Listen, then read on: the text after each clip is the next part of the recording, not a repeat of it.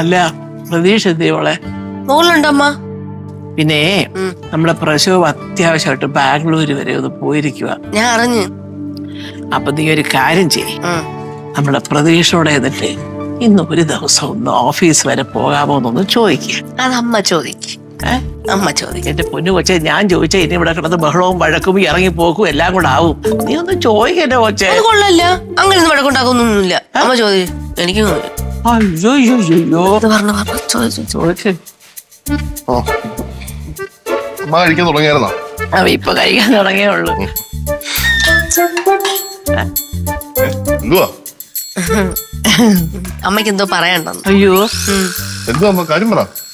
അല്ല മോനെ, ഈ പ്രശോഭയെ ഇന്ന് ബാംഗ്ലൂര് വരെ പോയി, അറിയാനില്ലേ? ആ ചേട്ടൻ ബാംഗ്ലൂർ പോയിട്ട് ഇപ്പൊ എനിക്ക് മെസ്സേജ് ഇട്ടിട്ടുണ്ടായിരുന്നു. ആണോ? ഇന്ന് രാത്രി ഇച്ചിരി ലേറ്റ് ആയിട്ടേ പുള്ളിക്കാരൻ ഇറങ്ങത്തുള്ളൂ. അതാ മക്കളെ പ്രശ്നം. ഞാൻ നോക്കുമ്പോഴേ ഈ ആഫീസിൽ ആരും ഇല്ലെങ്കിൽ അങ്ങ് കുളമാവും എല്ലാം കൂടെ. പിന്നെ നീ ഞാനൊരു കാര്യം പറഞ്ഞാ നീ വഴക്കുണ്ടാക്കുവോ? അതെന്ത് വഴക്കുണ്ടാക്കുന്നത്? ഇതെന്ത് വെള്ളരിക്ക് പറ്റണോ? മോനല്ലേ? മിണ്ടാതിരി. അല്ലമ്മ, ഞാൻ ആവശ്യമില്ലാണ്ട് വഴക്കുണ്ടാക്കേണ്ട കാര്യം വരുന്നില്ല. ആവശ്യമില്ലെന്നല്ല, അമ്മയടുത്തൊന്നും വഴക്കുണ്ടാക്കത്തില്ല. അമ്മയല്ലേ? അമ്മയുടെ അല്ല, അങ്ങനെ പറഞ്ഞതല്ല. ഞാന് ചിലപ്പോ അവനീ കൊച്ചു പിള്ളേരെ വിട്ട് ചുണ്ടി കയറുമ്പോഴേ ഇറങ്ങി പോവുക. അയ്യോ അല്ല, നിങ്ങൾ വളച്ചൊടുക്കാതെ കാര്യം എന്താന്ന് പറഞ്ഞ എനിക്ക് മനസ്സിലായി. കാര്യം വേറൊന്നുമല്ല. പിന്നെ നീ പറ. അല്ല, അമ്മ പറഞ്ഞു. നീ തുടങ്ങിയില്ലേ? ഇല്ല, അമ്മ പറഞ്ഞു. നിങ്ങൾ ആരെങ്കിലും ഒന്ന് പറ.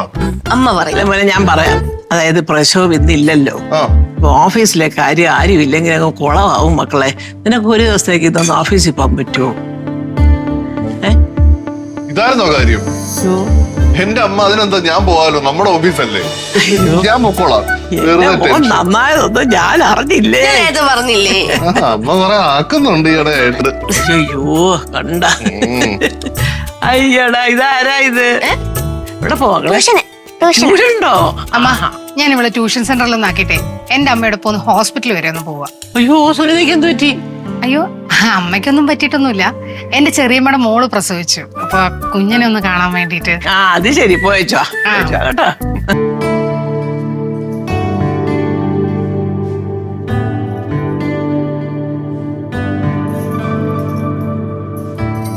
എന്റെ പൊന്നെ, ഇതാരാ നിക്കുന്നേ? എന്തോന്ന്? ഒന്നുമില്ല. സുരഭിയെ കാണാൻ ഇന്ന് നല്ല രസമുണ്ട്. ഓ, എന്നെ കളിയാക്കുന്നല്ലേ? ആ, ഞാൻ സീരിയസ് ആയിട്ട് പറഞ്ഞോടോ, തന്നെ ഇന്ന് കാണാൻ നല്ല ഭംഗിയുണ്ട്. ഞാൻ എന്തിനാടോ തന്നെ കളിയാക്കുന്നത്? ഞാൻ കളിയാക്കേണ്ട കാര്യമില്ലല്ലോ. അന്നിപ്പൊ എന്റെ വിഷം മാറ്റാൻ വേണ്ടി വന്നേല്ലേ? വിഷമോ? സുരഭിക്ക് എന്ത് വിഷമോ? സുനിതാന്റി അങ്ങനെയൊക്കെ പറഞ്ഞത്. എന്റെ പൊന്നു സുരഭി, സുനിതാന്റി പറഞ്ഞൊന്നും താൻ കേൾക്കാൻ നിൽക്കണ്ട. സുരഭി, തന്റെ കൂടെ എന്തിനും കൂടെ നിൽക്കാൻ ഞാനില്ലേടോ. താങ്ക്സ് അണ്ണ. താങ്ക്സ് ഒന്നും വേണ്ട സുരഭി. പിന്നെ പകരം എനിക്കൊരു ഉമ്മ മതി. നീ ഓഫീസിൽ പോകുന്ന സമയായി. ഇന്നെന്ത് ഭയങ്കര സന്തോഷത്തില്?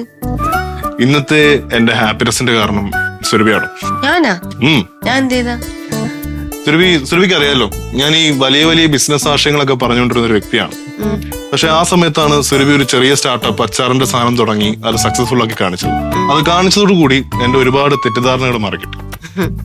തെറ്റിദ്ധാരണകൾ മാറിയത് എന്താണെന്ന് ചോദിച്ചു കഴിഞ്ഞാൽ, ഈ വലിയ രീതിയിൽ ചിന്തിക്കാതെ തന്നെ ഉണ്ടല്ലോ, ചെറിയ രീതിയിൽ ചിന്തിച്ചുകൊണ്ടും നല്ല രീതിയിൽ സക്സസ് ആവാൻ പറ്റുമെന്ന് സുരഭി തെളിയിച്ചു. അതുകൊണ്ട് ഞാനും ചെറിയൊരു സ്റ്റാർട്ടപ്പ് പ്ലാൻ ചെയ്യാൻ പോകും സുരഭി. അത് താൻ കാണും.